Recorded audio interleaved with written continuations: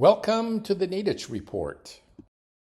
The title of this report is Don't Get Your Goat. The goat is a reference to the Monty Hall problem. It is loosely based on Monty Hall's television game show, Let's Make a Deal. Suppose you're on a game show and you've been given a choice of 3 doors. Behind one door is a car. Behind the others, a goat. Say you pick door number 1. Suppose the host opens door number 3, which has a goat. If offered the choice, should you stay with door number 1 or switch to door number 2? There are a few assumptions. The host knows what's behind each door. The host must reveal a goat, regardless of the door you picked. The car's location is determined randomly. You want the car, not the goat. The last assumption might seem too obvious to state, but there's some strange people out there. Therefore, let me up the ante. The car is a multi-million-dollar Bugatti. Oh, and did I mention the goats have worms? So which is the correct answer? Number 1, the odds of winning are the same, whether you switch or not. Number 2, staying with door number 1 provides the best odds of winning. Number 3, switching to door number 2 increases your odds of winning. I'll give the correct answer later on. According to the Journal of Experimental Psychology, only about 13% of players choose to switch doors. Those who lose after switching typically report greater feelings of regret than those who lose without switching. In 1975, the Monty Hall problem was first introduced by Steve Selvin in his letter to American Statistician. In 1990, the Monty Hall problem was made famous by Marilyn Vos Savant in her Parade magazine's popular weekly column, Ask Marilyn. Marilyn Vos Savant was born in 1946. She held the highest IQ in the Guinness Book of Records Hall of Fame. Guinness retired the highest IQ category in 1990.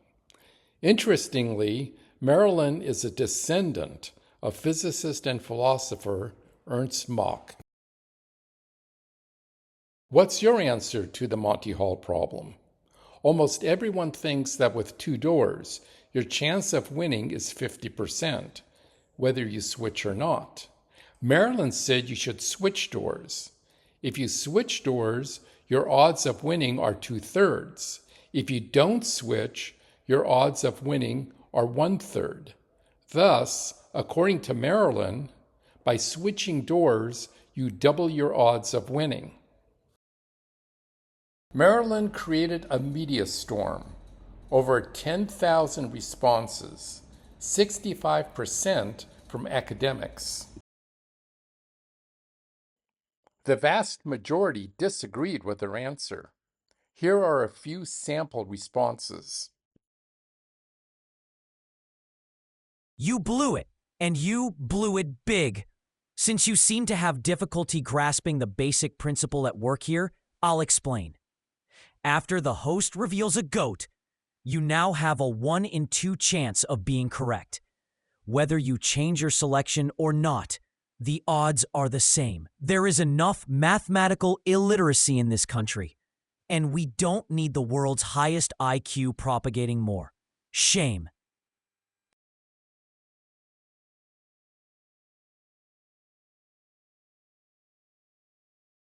Since you seem to enjoy coming straight to the point, I'll do the same. You blew it. Let me explain. If one door is shown to be a loser, that information changes the probability of either remaining choice, neither of which has any reason to be more likely, to 1/2. As a professional mathematician, I'm very concerned with the general public's lack of mathematical skills. Please help by confessing your error and in the future being more careful.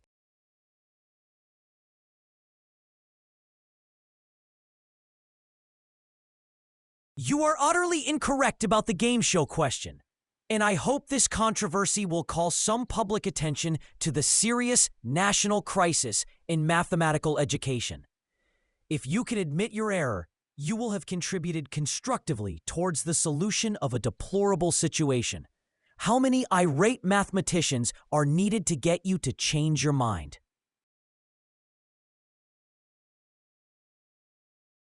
Maybe women look at math problems differently than men. I'm in shock that after being corrected by at least 3 mathematicians, you still do not see your mistake. You made a mistake, but look at the positive side. If all those PhDs were wrong, the country would be in some very serious trouble. I am sure you will receive many letters on this topic from high school and college students.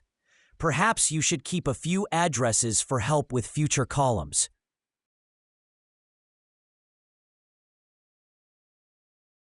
You are the GOAT. At the time, this was meant as an insult, not a compliment. By the way, the voices you heard aren't from the respondents, but were generated by AI.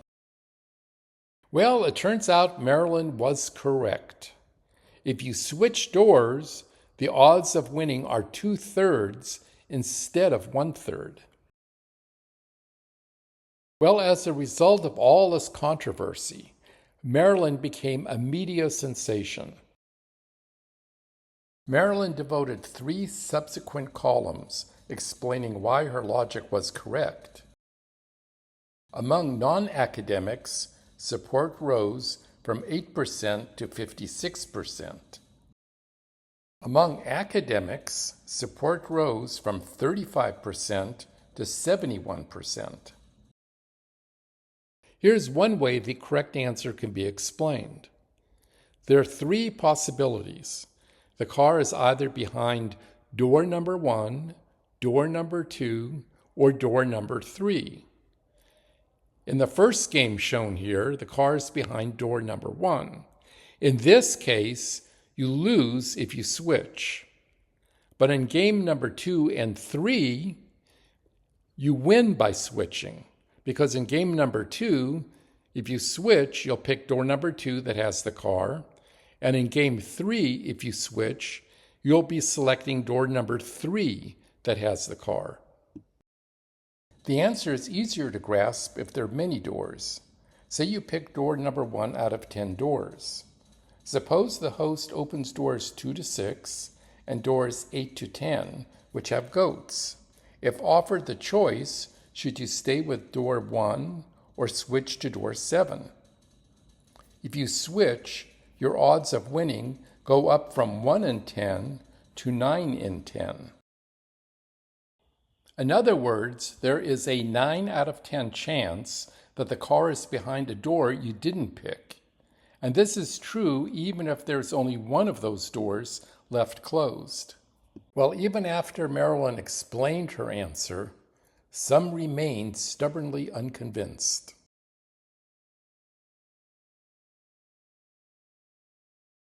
I still think you're wrong. There is such a thing as female logic. If logic fails to convince, run a simulation.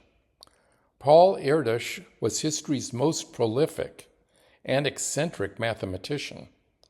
When presented with this problem, folks expected him to dismiss it as trivial, but he got it wrong. No, that's impossible. It should make no difference. Paul supposedly remained unconvinced until he saw a simulation. I ran a simulation. I assumed the contestant picked door number 1 and didn't switch. I then used a random number generator to output numbers 1 to 3 to determine the location of the car. If 18 games are played, the contestant should only win about 6. When I ran the simulation 18 times, I kind of lucked out. The contestant won exactly 6 out of the 18 games. Well, after Marilyn provided many explanations of her answer, there were many apologies.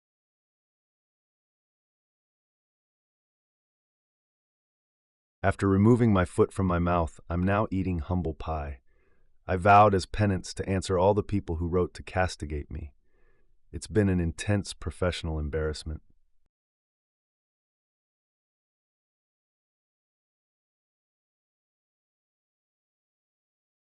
You are indeed correct. My colleagues at work had a ball with this problem, and I dare say that most of them, including me at first, thought you were wrong. If you want more information, mathematics professor Jason Rosenhaus wrote an entire book on the Monty Hall problem. Well, for those who feel bad about getting the wrong answer, let me add some salt to your wounds. Pigeons, an animal with a brain the size of a garbanzo bean, did better than you. A study published in the Journal of Comparative Psychology tested a version of the Monty Hall problem on pigeons. Pigeons performed significantly better than humans.